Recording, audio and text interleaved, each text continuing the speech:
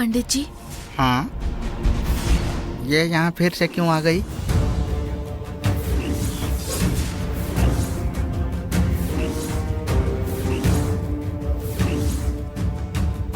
हाँ, तुम यहाँ क्यों आई हो बेटी? पंडित जी, जब मैं अंकल के साथ आई थी, शगुन अच्छा नहीं है, टाइम ठीक नहीं है कहकर आप यहाँ से चले गए थे। घबराए हुए थे। मुझे अजीब सा डर लगा और वो डर आज आपसे ही दूर हो सकता है। तुम्हारा डर दूर करने के लिए मुझे हिम्मत चाहिए बेटी। अगर आप जैसे पंडित ऐसी बातें करेंगे तो मुझ जैसे लोगों का क्या होगा? देखो बेटी, मेरे पूर्वजों के आशीर्वाद से ज्योतिष शास्त्र सीखकर, कुंडलियां लिखकर अपना घर परिवार किसी तरह चलाता हूं मैं। कुंडली रत्न, कुंडली शिखामणि जैसे बड़े नाम बनाकर पैसे नहीं कमाता मैं। आप चाहे जो भी कहें, मैं नहीं मानूंगी। जब आपने कौड़ियां फेंकी, कुंडली लिखी थी और जब हाथ देखा तो मैं आपका ही चेहरा देख रही थी। हाँ।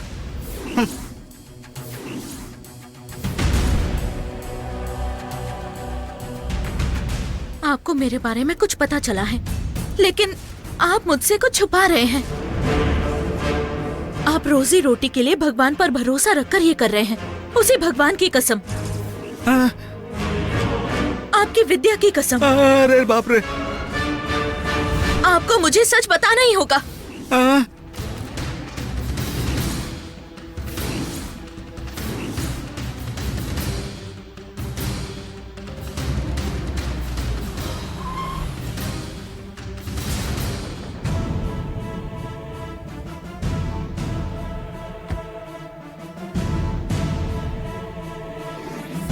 आपको बताना ही होगा। देखो बेटी, तुमने मुझ पर गौर किया, ये सच है, और तब मुझ में जो बदलाव हुए वो भी सच है। तुम्हें देखने के बाद जिस सच्चाई के बारे में पता चला, मैं तुम्हें बताऊं या नहीं बताऊं, इसी सोच में मैंने वैसा किया था। मुझे मेरा ही भविष्य बताएंगे तो किसी को इससे क्या परेशानी होगी? भगवान के लिए सच बताइए, और मैं ये किसी को नहीं बताऊंगी। जब तक सांसें चल रही है तब तक।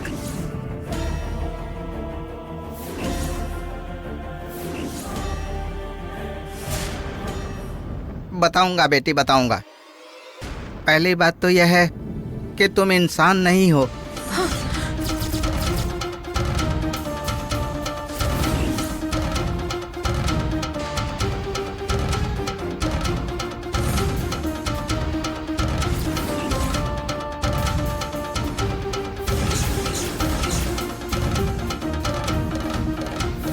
जननी पूरी तरह इंसान नहीं है। मतलब अंकल ने जो भी बोला था वो सच था? पहले मुझे जल्दी यहाँ से निकलना होगा। हाँ, लेकिन मैं अभी आपके सामने ही खड़ी हूँ ना। मैं इंसान कैसे नहीं हो सकती हूँ?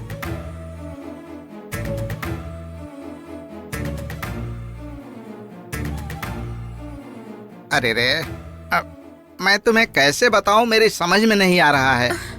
कोई बात नहीं है, बताइए पंडित जी। जहां तक मेरी समझ में आता है, तुम मानव कुल की संतान नहीं हो।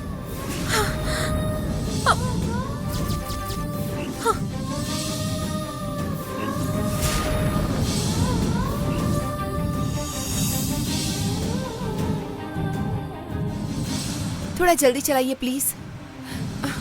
देखो बेटी, इसके आगे तुम मुझसे कुछ मत पूछो। पंडित जी, आधा सच कभी पूरा सच नहीं बन सकता। सांप न मरे और लाठी भी न टूटे कैसे चलेगा?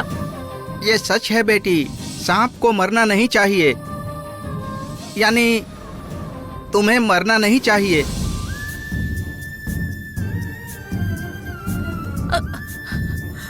पंडित जी, मैंने तो बस कहावत कही है।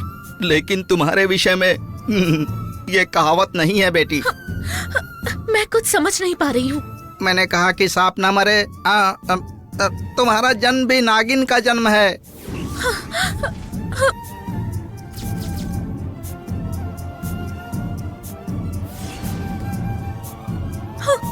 हाँ बेटी, तुम नाग वंश से हो।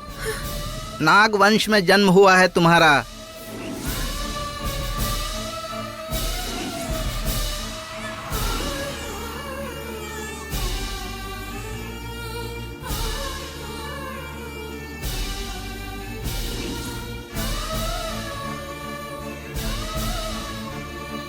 पंडित जी, ये आप क्या कह रहे हैं? हाँ बेटी, तुम एक नाग कन्या हो, अर्ध शिव नागिन हो। इस नागमणि की शक्ति से ही आज तुम जीवित हो।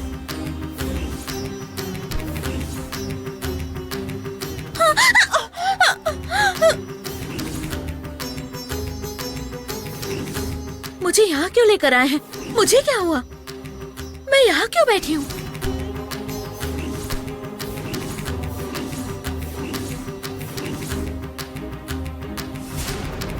पूरी बात जाने बिना मैं बताना नहीं चाहता था।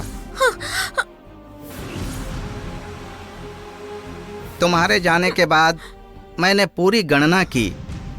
देखो, अगर तुमको मुझ पर शक हो रहा है तो तुम चाहो तो किसी बड़े पंडित से भी पूछ सकती हो बेटी। इसकी कोई जरूरत नहीं है पंडित जी। आपके बताए इन तत्वों को अपने जीवन में अनुभव किया है मैंने।